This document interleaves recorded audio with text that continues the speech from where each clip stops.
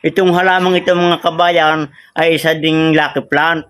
At ayon sa mga punso expert, ito ay isang air purifying plant. Kung tawagin ay golden pothos o money plant.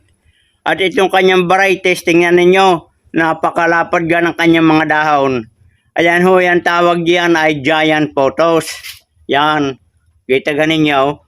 At buhay na pagkaraan ng isang linggo na akin hong nailipat dito sa kanyang tanimang masitira na goma. Kita ninyo ang kanyang mga ugat, buhay na. Yan, kagandang pagmasdan.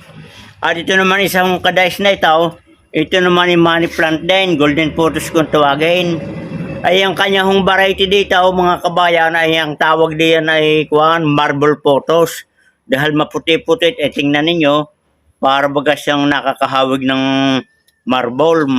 Yan, kita ninyo. Ito yung akin na pinakabag dito sa Cocopet na kung tawagin ay Cocopol. Ito ay mga bunot ng niyog. Tingnan nyo, napakaganda. Itong halamang ito mga kabayan ay isa ding lucky plant. At ayon sa mga punso expert, ito ay isang air purifying plant.